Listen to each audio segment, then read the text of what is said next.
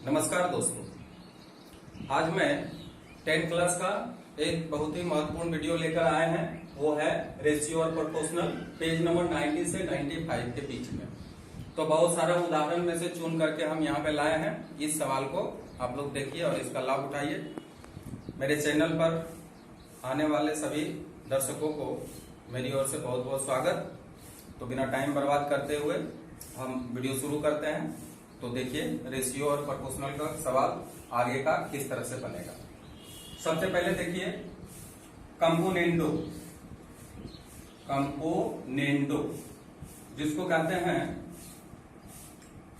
Componendo का कहते हैं योग प्रक्रिया। योग मतलब योगफल, योग प्रक्रिया। एक समानुपात लेते हैं A अनुपात B समानुपात C अनुपात D। ये मान लिया कि एक समानुपात। अब इस समानुपात में योग प्रक्रिया अगर करें कंपोनेंडो, तो क्या होता है? तो इसको हम इस रूप में लिखेंगे A divided by B equal to C divided by D। ऐसे तो लिख ही सकते हैं। अब दोनों पक्षों में एक जोड़ दीजिए। एक जोड़ने पर, अब दोनों पक्षों में अगर एक जोड़ेंगे तो क्या होगा? A divided by B plus 1 equal to C divided by D plus 1। और जब भिन्न का जोड़ जोड़ेंगे तो बोलिए क्या हो जाएगा? B A प्लस B बराबर C plus D divided by D। कहने का मतलब D, एक और D का लघुत्तम निकाल लिए, फिर डिवाइड करेंगे तो C प्लस D। ठीक है, तो ये जो आया है इसको समीकरण 1 कर देंगे। लेकिन इसको हम और अगर लिख सकते हैं इस रूप में A प्लस B अनुपात B बराबर C प्लस D अनुपात D। तो कभी कभी क्या होता है कि ये दे दिया और बोला कि प्रमाणित करें कि अगर A अनुपात B समानुपात C अनुपात D हो तो प्रमाणित करें कि A प्लस B अनुपात B बराबर C प्लस D अनुपात D। तो हम लोग क्या करेंगे? वही योग प्रक्रिया के द्वारा हम प्रमाणित कर सकते हैं कि इतना अगर दिया हो तो इतना भी हो सकता है। छोटे छोटे क्वेश्चन में दिया जा सकता है। तो इसको हम समीकरण 1 करते हैं। उसी तरह से अगर भाग प्रक्रिया करें तो उसको डिविडेंडो कहते हैं। डिविडेंडो, तो डिविडेंडो क्या है? इसको कहते हैं भाग प्रक्रिया। तो ये भाग प्रक्रिया है क्या? जिस तरह से कि हम यहां पे किए हैं, मान लीजिए कि समानुपात यहां भी वही है, समानुपात बराबर A अनुपात B समानुपात C अनुपात D। क्लियर? अब इसको हम A डिवाइडेड बाय B बराबर C डिवाइडेड बाय D लिख सकते हैं। अब यहाँ पे दोनों पक्षों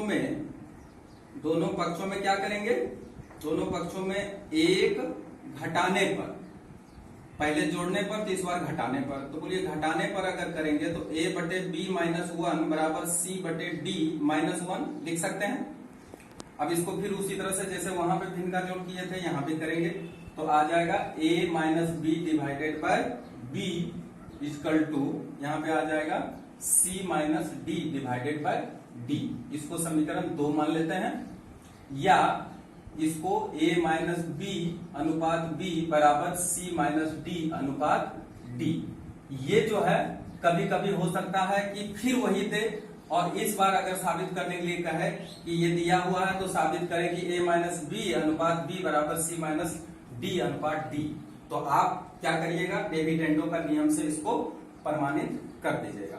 लेकिन अब कंपोनेंडो एंड डिविडेंडो एक साथ अगर करें, कंपोनेंडो एंड डिविडेंडो तो ये अगर एक साथ अगर करते हैं प्रक्रिया से, इसको कहते हैं योग भाग प्रक्रिया। योग भाग प्रक्रिया है ना, हिंदी में योग भाग प्रक्रिया कहते हैं। तो इसमें क्या होगा कि समीकरण 1 और समीकरण 2 में डिवाइड करेंगे। लिखेंगे समीकरण 1 में 2 से क्या करने पर? भाग देने पर। अच्छा, समीकरण 1 और 2 में अगर भाग देने पर तो LHS के साथ LHS का भाग देंगे और RHS के साथ RHS का भाग देंगे। तो बताइए क्या होगा? A plus B divided by B, अब फिर divided by A minus B divided by B is equal to, इधर भी वही काम करेंगे। बोलिए C plus D divided by D और फिर C minus D divided by D। अब इसको अगर हम भाग गुना में अगर करेंगे तो b ऊपर चला जाएगा, a माइनस बी यहाँ पे आ जाएगा, c plus D divided by D into D ऊपर चल जाएगा c माइनस डी। ये तो सब पहले से ही मालूम है। अब इसको b भी काट देंगे और dd को भी काट देंगे। अब बोलिए गुना भाग प्रक्रिया में हमको क्या मिला, तो ये मिला। तो अब देखिए कि अगर इसको कहते हैं कंपोनेंडो एंड डिविडेंडो, तो ये सूत्र जो है कंपोनेंडो एंड डिविडेंडो का ही है। तो याद रखिएगा, हम बहुत सारा सवाल कंपोनेंडो और डिविडेंडो के नियम से बनाएंगे। तो उस समय हम डायरेक्ट क्या करेंगे, आज सूत्र को स्थापित कर दिए हैं, उस समय हम डायरेक्ट क्या करेंगे, इस सूत्र पे बैठा देंगे। तो इसलिए इसको बहुत ध्यान से रखना है, ध्यान देना है कि यदि a अनुपात b समानुपाती c अनुपात d होता है तो कंपोनेंडो एंड डिविडेंडो की प्रक्रिया से यही चीज को हम इस रूप में भी लिख सकते हैं, क्योंकि ये जो कैलकुलेशन आया है ये इसी का अनुपात ये भी हो सकता है। अर्थात a अनुपात b समानुपात c अनुपात d is equal to a plus B divided by a minus B is equal to c plus d divided by c minus d। ये होता है कंपोनेंडो एंड डिविडेंडो। अब दो प्रोसेस और देख लीजिए, इस प्रोसेस में भी सवाल का इस्तेमाल होगा। जैसे देखिए a1 बटे b1 बराबर अगर c1 बटे a1 बटे b1 बराबर a2 बटे b2 बराबर c2 बटे c3 एक मिनट a3 बटे b3, इस तरह से मान लीजिए कि 3 अनुपात हमको दिया गया, ठीक है। तब जब संयोजन प्रक्रिया करते हैं, इसको एडेंडो बोलते हैं, एडेंडो। तो संयोजन प्रक्रिया से क्या होता है कि इसका जो योगफल होता है अंश का और इसका हर का जो योगफल होता है वो प्रत्येक अनुपात के बराबर हो जाता है। तो यानी a1 plus a2 plus a3 divided by b1 plus b2 plus b3, ये जो आया है ये अनुपात इसके बराबर भी होगा, यही अनुपात इस तरह से हम देखिए यहाँ पे कि ये जो अनुपात है इसके अंशों का योगफल और हरों के योगफल का जो अनुपात होगा वो प्रत्येक के अनुपात के बराबर होगा। क्लियर। अब एक आता है वियोजन प्रक्रिया। अब इस प्रक्रिया में क्या कर सकते हैं हम, a1 डिवाइडेड बाय b1 और इसके साथ अगर हम यहाँ पे a2 माइनस a3 और b2 माइनस b3 इस तरह से भी करेंगे तो इसका अनुपात जो है ये प्रत्येक अनुपात के बराबर हो जाएगा। या हमारा मर्जी, या इसको हम a1 plus a2 minus a3 divided by b1 plus b2 और माइनस b3, ये भी अगर करेंगे तब भी क्या होगा, जहां मर्जी हम लोग माइनस भी कर सकते हैं और जोड़ भी कर सकते हैं। तो इसको हम वियोजन प्रक्रिया कहते हैं। तो इसका भी इस्तेमाल हम सवाल में करेंगे। तो ध्यान रखिएगा, ये सारा जो चीज सिखाए हैं ये हमारा आगे सवाल में लगेगा। तो अब हम सवाल पे चले आते हैं। जो सिखाना था बेसिक चीज वो हम सिखा दिए सूत्र के हिसाब से। अब हम लोग सवाल में आ जाते हैं। देखिए सवाल में क्या कहता है। पहला नंबर देखिए 49। इसके पहले बहुत सारा प्रयोग बता चुके हैं, पिछला वाला वीडियो जरूर देखिए, उसमें सब पता चल जाएगा और पीछे क्या क्या पढ़ा है। अब देखिए यहाँ पे बहुत आसान सवाल है, लिखा है 5:4 समानुपात 10:8 को योग भाग प्रक्रिया करो। तो योग भाग प्रक्रिया मतलब समझ जाइए वही कंपोनेंडो एंड डिविडेंडो। तो अब बताइए योग भाग प्रक्रिया में हम क्या सिखाए थे, 5 डिवाइडेड बाय 4 समानुपात 10 डिवाइडेड बाय 8 लिख सकते हैं। इसको बीच में बराबर दे सकते हैं। अब बोलिए योग भाग प्रक्रिया में क्या पढ़ाए थे, a डिवाइडेड बाय b बराबर c डिवाइडेड बाय d अगर हो तो क्या होता है, a plus b divided by a minus b is equal to a c plus d और divided by c minus d। d कहने का मतलब 8। अब कुछ करना नहीं है, बस यही क्या हो गया, आंसर हो गया। इसका मतलब क्या है कि योग भाग प्रक्रिया के द्वारा जब भी निकालने के लिए बोले, ये देखिए सवाल, तो इस तरह से करके आपको छोड़ देना है और कुछ करना नहीं है, क्योंकि हमको योग भाग प्रक्रिया के हिसाब से ही उसको दिखा देना है।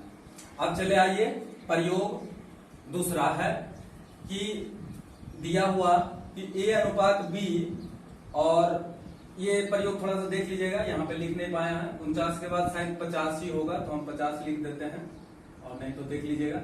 तो यहाँ पे देखिए ए अनुपात बी समानुपात सी अनुपात डी दिया है, तो हमको प्रमाणित करना है 4a प्लस 7b अनुपात 4a माइनस 7b, और फिर 4c प्लस 7d अनुपात 4c माइनस 7d। क्लियर?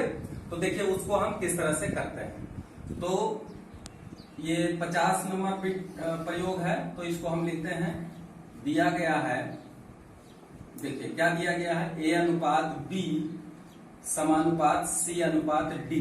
अच्छा, या a डिवाइडेड बाय b बराबर c डिवाइडेड बाय d, हम इसको लिख सकते हैं।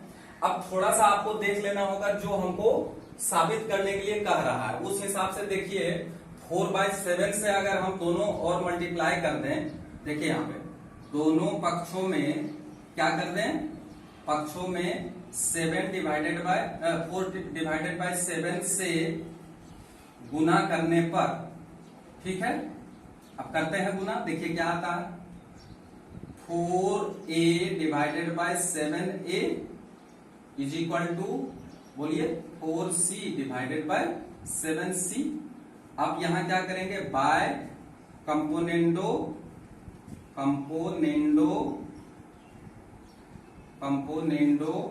एंड डिविडेंडो,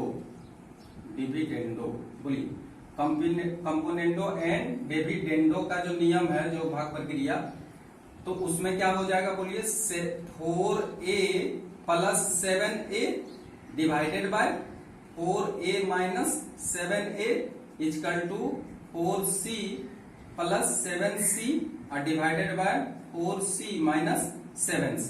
ठीक है, योग भाग प्रक्रिया में यही होता है, a plus B divided by a minus B और c plus D divided by c minus D.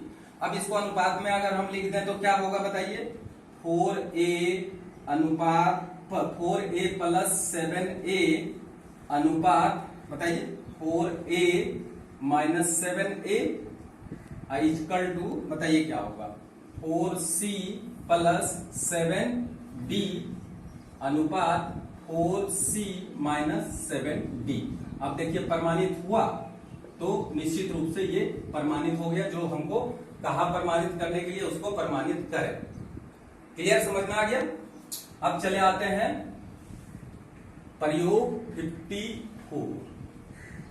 देखिए 54 में क्या कहा दिया है, इसमें देखते जाइए, कुछ भी नहीं है, बस समझते जाइए खाली।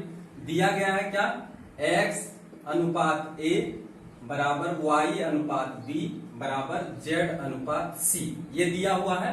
तो हमको साबित करना पड़ेगा इतना बराबर इतना। कैसे साबित होगा देखिए, या इसको हम लिख सकते हैं x डिवाइडेड बाय a बराबर y डिवाइडेड बाय b बराबर z डिवाइडेड बाय c बराबर k, मान लेते हैं कि k। अब ध्यान रखिएगा, इसमें इसका सारा अंश का ही मान निकालिएगा, हर का मान निकालने का जरूरत नहीं है। तो अंश का अगर मान निकालेंगे तो बोलिए क्या होगा, या चूंकि देखिए इधर x divided by a equal to k, ये बराबर अगर k का है, तीनों अलग अलग, तो अलग अलग बराबर होगा, या बोलिए x बराबर क्या होगा a के, उसी तरह से बता दीजिए y बराबर क्या होगा b के, और बोलिए z बराबर क्या होगा c के। क्लियर यहां तक? ये पहले निकाल करके रख लीजिएगा, ठीक है। अब चलते हैं LHS में। तो LHS में देखिए क्या है आपका, वो उतार लीजिए। क्या है, X Q divided by A Q plus Y Q divided by B Q plus Z Q divided by C Q. अब देखिए इसका मान कितना आता है, इसका मान हम रख रहे हैं। तो x के जगह पे बोलिए क्या रखेंगे, ए के का whole cube divided by A cube plus, बताइए y के जगह पे क्या लिखेंगे, बी के का होल क्यूब बटे बी क्यूब, यहाँ कुछ रखने का जरूरत नहीं है। अब फिर बताइए सी के जेड के लिए जगह पे क्या लिख देंगे, सी के का whole cube divided by C cube.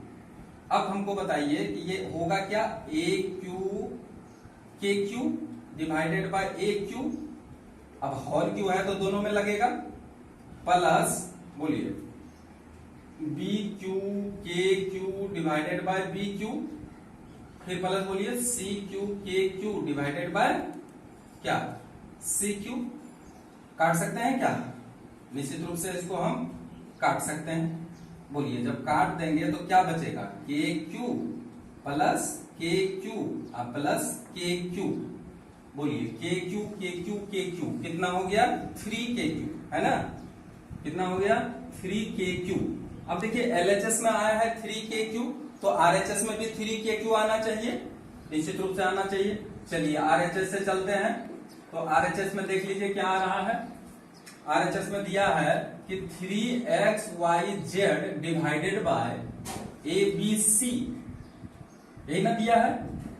मान रखें 3x के जगह पर, यहां से देख लीजिए a के, y के जगह पे बताइए b के और c के डिवाइडेड बाय ABC।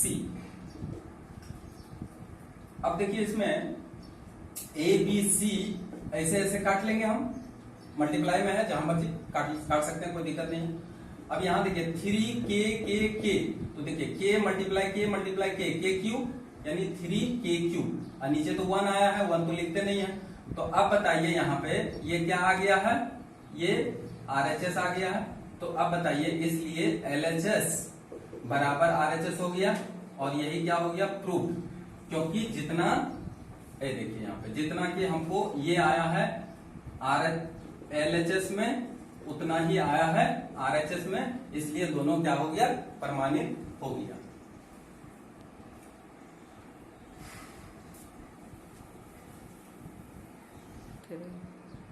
अब देख लीजिए 55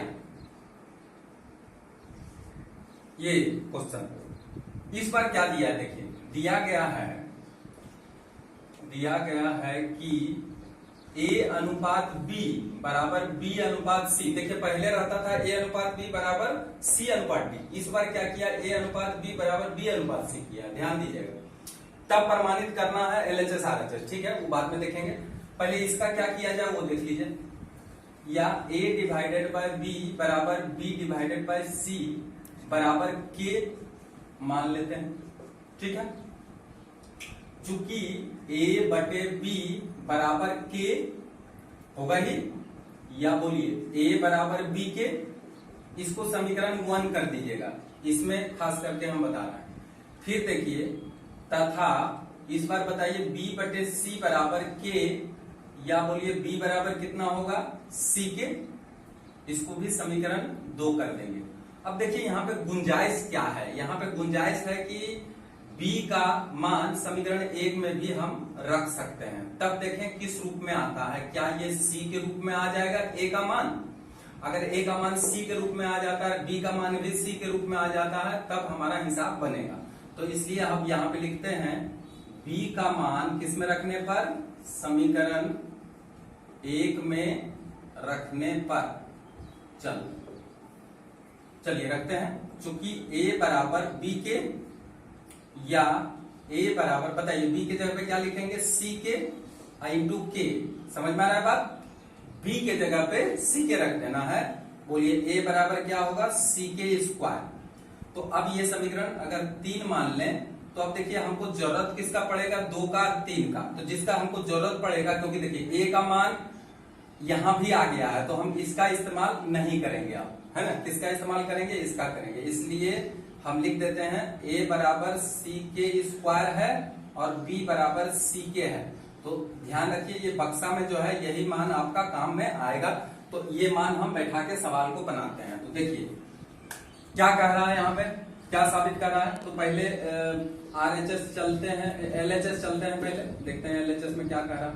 LHS में क्या है देखिए, A plus B plus C into A minus B plus C, ठीक है, यही तो है LHS में। देखिए A के जगह पे यहां से बताइए क्या रखेंगे, C के स्क्वायर प्लस C के प्लस C, समझ में आया कि नहीं आया, यहां से देख लीजिए C के स्क्वायर, B के जगह पे C के प्लस C। फिर बताइए यहां पे क्या आएगा, फिर वही चीज C के स्क्वायर माइनस यहां आ जाएगा C के प्लस C, क्लियर। अब देखते जाइए इसमें कॉमन क्या कुछ आ सकता है, c जरूर आएगा कॉमन। तो c अगर कॉमन आएगा तो k square plus k plus 1 आएगा ना। यहां भी c अगर कॉमन ले लें तो क्या आएगा, k square minus k plus 1। Clear. अब c और c तो क्या हो जाएगा, c स्क्वायर, तो c square k square plus k plus 1 और इधर आ गया k square minus k plus 1।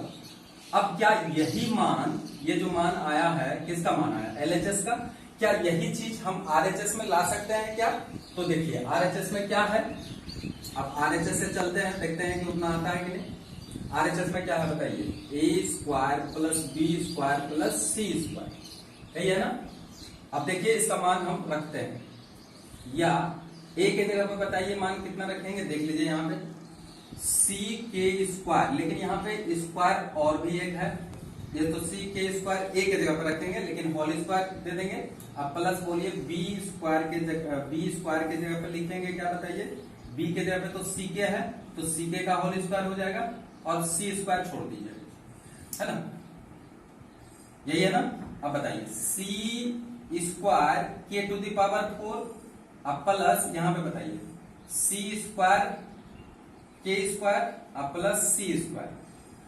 अब कॉमन ले सकते हैं, क्या कॉमन ले सकते हैं बताइए, c स्क्वायर आएगा क्या, k4 plus k4 plus k square plus 1, ये आ गया।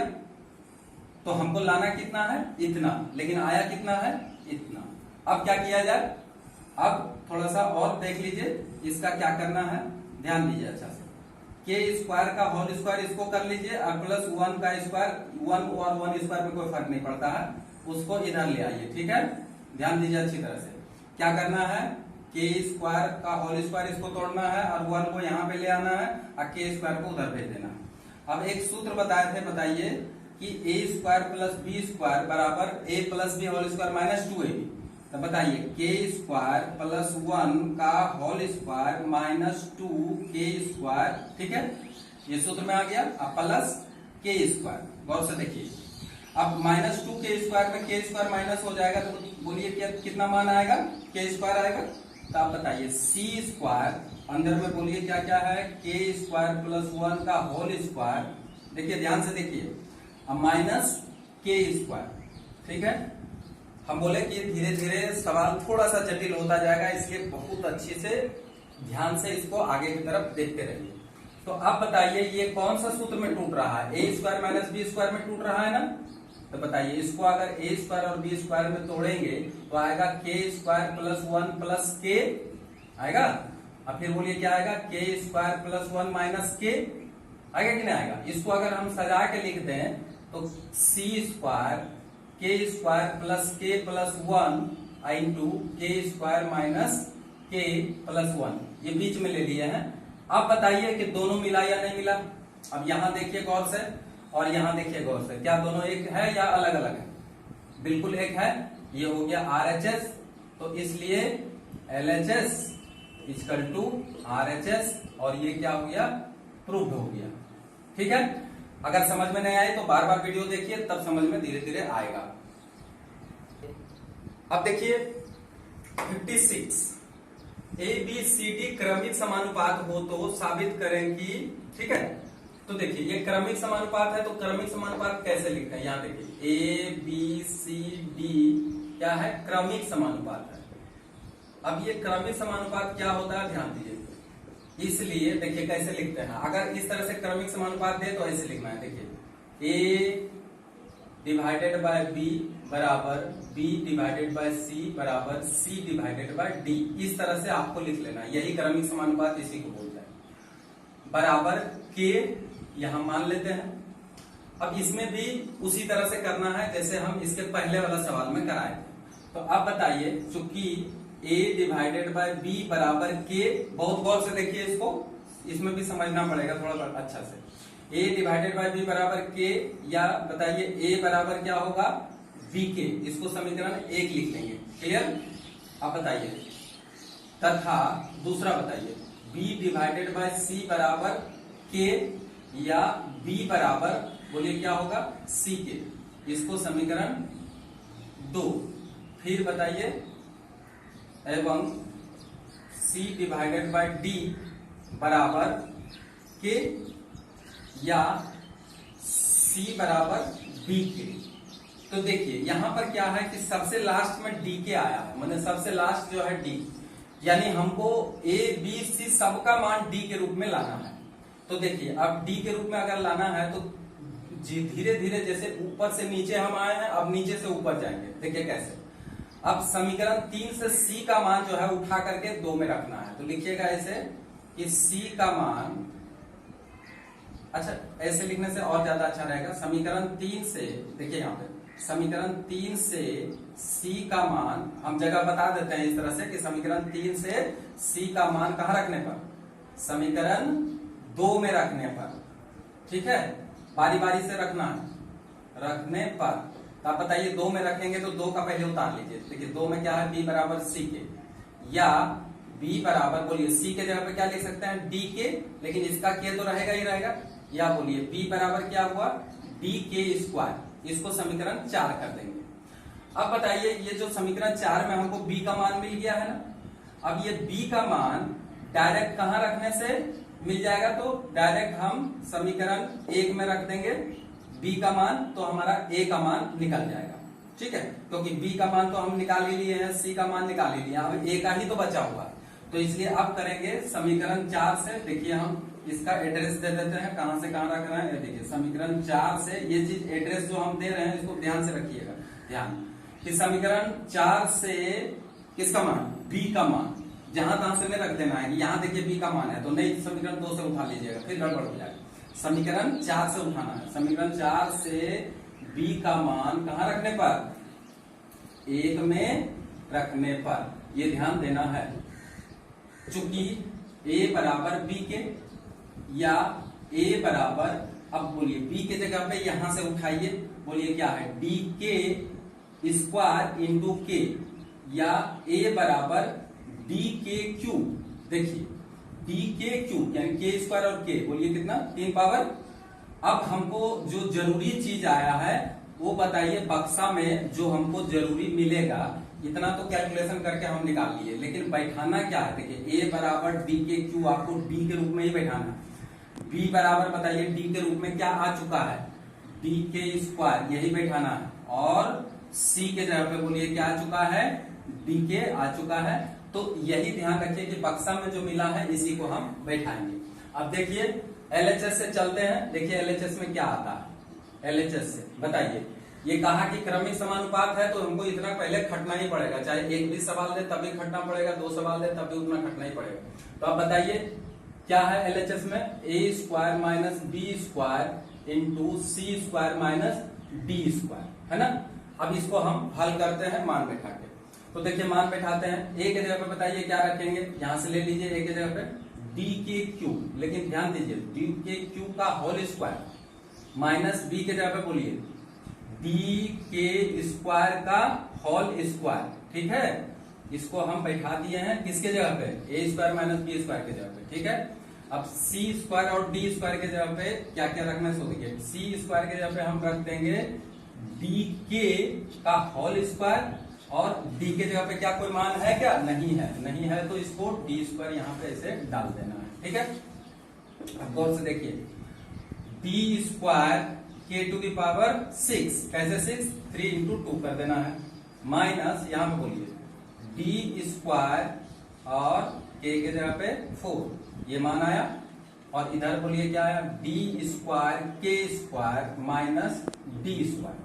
अब बताइए आप कॉमन क्या ले सकते हैं इसमें, D स्क्वायर को ले ही सकते हैं, चलिए ले लेते हैं, और K 4 भी ले सकते हैं। तो बोलिए अंदर में क्या बचेगा, K 4 अगर ले लिए तो K स्क्वायर माइनस 1, क्यों 1, ये देखिए ये तो दोनों कॉमन ही आ गया है। अब इधर क्या कॉमन ले सकिएगा, D स्क्वायर कॉमन ले लेंगे, तो बोलिए क्या आएगा, K स्क्वायर माइनस 1। गौर करिए अच्छा से, अब क्या होगा, D स्क्वायर और D square, D to the power 4 और K टू द पावर 4, और यहाँ देखिए K स्क्वायर माइनस 1, और यहाँ भी K स्क्वायर माइनस 1, तो इसको हम होल स्क्वायर लिख सकते हैं। तो ये मान मिल गया हमको। तो क्या यही मान हमारा इसमें आने वाला है क्या, हम करके देखते हैं। आरएचएस से। चलिए आरएचएस से चलते हैं, ठीक है। देखिए आरएचएस से, आरएचएस में क्या है, यहां मान लीजिए बी स्क्वायर माइनस सी स्क्वायर का होल स्क्वायर, ऐसा है। अब देखते हैं इसके जगह पे मान रख के क्या ये आता है अथवा नहीं आता है। अगर आ गया तो प्रूफ। तो देखिए बी के जगह पे हम क्या लिख सकते हैं, जल्दी से बताइए। बी के जगह पे डी के स्क्वायर, चलिए डी के स्क्वायर का होल स्क्वायर लिख देंगे, और सी के जगह पे क्या लिख देंगे, डी के। तो डी के का स्क्वायर और इसके बाद होल स्क्वायर, ये भी ध्यान दीजिएगा। बी स्क्वायर है तो डी के स्क्वायर का होल स्क्वायर और सी के जगह पे रख दिए मान। अब बताइए इसका क्या होगा, डी स्क्वायर के 4, अब माइनस इसका बताइए डी स्क्वायर के स्क्वायर, ठीक है। अब इसका क्या करेंगे, होल स्क्वायर लिख देंगे, ठीक। अब देखिए यहां पे ये दोनों में कॉमन क्या आएगा, डी स्क्वायर भी आएगा और उसके साथ साथ के स्क्वायर भी आएगा। आएगा कि नहीं आएगा बताइए, अंदर में डी स्क्वायर कॉमन आ गया। यहाँ पे के स्क्वायर है, यहाँ भी के स्क्वायर है, तो बचा क्या यहाँ, के स्क्वायर माइनस 1, ठीक है। इसका बताइए क्या है, होल स्क्वायर। गौर से देखिए समझ में आएगा, गौर से देखिए, एकदम बिल्कुल इजी वे में कर रहे हैं, कोई दिक्कत नहीं है। खाली धीरे धीरे एक एक लाइन देखते जाइए। अब ये होल स्क्वायर है, इसका मतलब क्या होता है, एक बात देखिए, अगर ए बी का होल स्क्वायर होता है तो जब हम तोड़ते हैं तो ए स्क्वायर और बी स्क्वायर भी लिखते हैं। तो अब बताइए जब हम इसको तोड़ेंगे तो क्या होगा, डी टू दी पावर 4, के टू दी पावर 4, और इसके ऊपर भी क्या होगा, पावर रह जाएगा, यानी के स्क्वायर माइनस 1। अब हमको मिला के बताइए कि एलएचएस में क्या मिला था और आरएचएस में क्या मिला था, क्या दोनों बराबर मिल गया। ये देखिए D4 K4 के square minus 1 whole square, D4 K4 के स्क्वायर माइनस 1 का होल स्क्वायर। इसलिए बताइए क्या हो गया, LHS बराबर RHS प्रूफ। तो इस तरह से हम सवाल को प्रूफ करें। अब आते हैं 57। ये बहुत ही वीवीआई सवाल है, इसलिए इसको ध्यान से देखिए। प्रयोग 57 में क्या है, देखिए दिया गया, क्या दिया गया है देख लीजिए। दिया गया है कि ay minus B X divided by C बराबर C X minus A Z divided by B बराबर B Z minus C Y divided by A. ये तो दिया गया है, लेकिन हमको साबित क्या करना है, x बाई ए बराबर y बाई बी बराबर z बाई सी। तो घबराने का जरूरत नहीं है, हम जैसा बताते हैं उसको ध्यान से देखिए। यहां जब c है तो इसको c बटे c से मल्टीप्लाई कर दीजिए, b है b बटे b से कर देंगे। ऐसा क्यों कर देंगे, ऐसा देखिए इसलिए करते हैं क्योंकि जब हम संयोजन प्रक्रिया करेंगे तो शायद इसका योगफल 0 आ जाए, तो इसलिए हम ऐसा करते हैं। तो आप लोग ध्यान इसमें क्या देना पड़ेगा कि प्रथम अनुपात में ए बट लिख देते हैं, प्रथम अनुपात में c बाय सी, दूसरा अनुपात में b बाय बी, जो हर होगा उसी का से मल्टीप्लाई करिएगा, तथा तीसरा अनुपात में a बाय ए से गुना करने पर देखिए क्या होता है। अगर हम गुना करते हैं तो आप खुद करिए गुना, बताइए क्या होगा बताइए। तो c से अगर गुना करेंगे तो c a y minus B C X, चलिए b को हम पहले ले लिए हैं, बी सी एक्स बीच में x घुसा दिए हैं, उससे कोई दिक्कत नहीं, डिवाइडेड बाय सी स्क्वायर। ये समझ में आ गया, क्योंकि देखिए सी स्क्वायर और c दोनों में गुना होगा।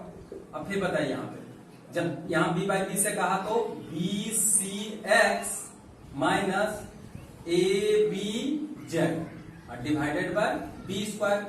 फिर बताइए उसी तरह से आप a बटे ए से करेंगे तो A B Z minus A C Y divided by A square. अब हम संयोजन प्रक्रिया सिखाए थे, याद है, आज ही सिखाया है, उसी को ध्यान दीजिए। संयोजन, इसलिए हम सारा चीज पहले ही सिखा चुके हैं। संयोजन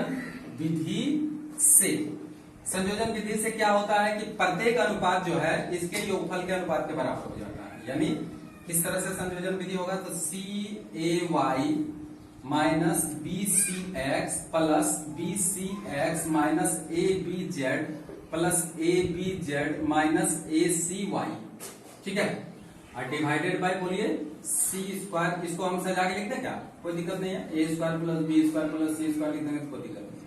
अब यहाँ पे गौर से देखिए BC x plus minus cut गया, ABZ कट गया। अब यहाँ देखिए ACY, तो यहाँ भी देखिए ACY इधर उधर है, उससे कोई दिक्कत नहीं है, इसको प्लस माइनस काट लेंगे। बराबर कितना आ गया 0 बटे A² plus B² plus C²। बस यही ध्यान देना है, बराबर 0। इसका मतलब क्या हुआ? इसका मतलब हुआ कि संयोजन विधि के द्वारा जो भी मान आता है, ये प्रत्येक मान क्या होता है, प्रत्येक अनुपात के बराबर हो जाता है। तो अब हमको बताइए, इसलिए AY minus BX divided by C बराबर 0, क्योंकि प्रत्येक अनुपात जो है शून्य के बराबर हो गया।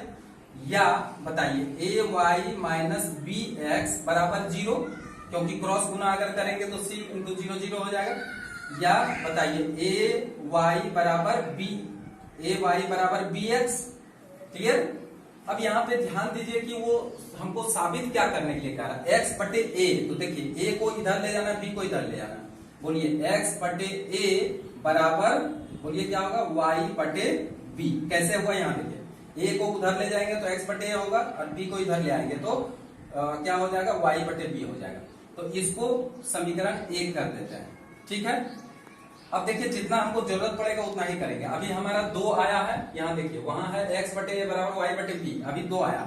लेकिन अभी अगर y बटे b बराबर आ जाता है z बटे c, तो समझ लीजिए कि तीनों तुलना करने से बराबर हो जाएगा। तो अब फिर एक दूसरा समीकरण उठाते हैं, पुनः देखिए दूसरा समीकरण, cx माइनस az बटे b बराबर 0।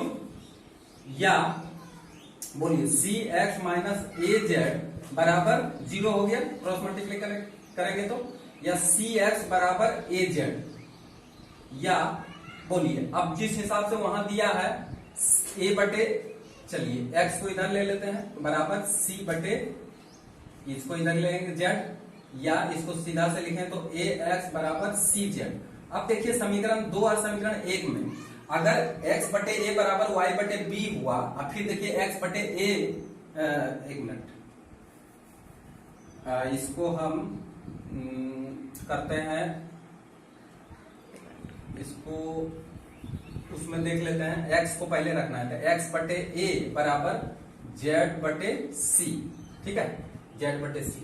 तो ये हमको मिला है, ये समीकरण 2। अब यहाँ देखिए x बटे a बराबर y बटे b, यहाँ देखिए x बटे a बराबर z बटे c। तो 1 और 2 को अगर हम तुलना कर देंगे तो निश्चित रूप से क्या होगा, तीनों आपस में बराबर हो जाते। लिख देंगे 1 तथा 2 को क्या करने पर, तुलना करने पर। चलिए तुलना अगर करें तो क्या होगा, x बटे a बराबर y बटे b बराबर z बटे c, यानी तीनों आपस में क्या है, बराबर है। क्योंकि जैसे a b के बराबर हुआ और b c के बराबर हुआ, तो a बराबर b बराबर c कैसे लिखते हैं, उसी तरह से यहाँ भी हो गया कि a b के बराबर हो गया और फिर a c के बराबर भी हो गया, इसलिए ये क्या हो गया, प्रूव्ड। इस तरह से आज इतना सवाल हम लोग देखे हैं। चूंकि ये वीडियो ज्यादा लंबा होते जा रहा है, चूंकि मैथ में ऐसे भी टाइम लग जा रहा है, इसलिए फिलहाल इसको हमको स्टॉप करना पड़ेगा। ठीक है, और आप लोग का भी मन उठ जाएगा, इसलिए हम नेक्स्ट वीडियो हम नेक्स्ट डे बनाएंगे। अगर वीडियो अच्छा लगा तो निश्चित रूप से नए जो हैं वो सब्सक्राइब करिएगा, लाइक करिएगा, शेयर करिएगा। जय हिंद, जय भारत।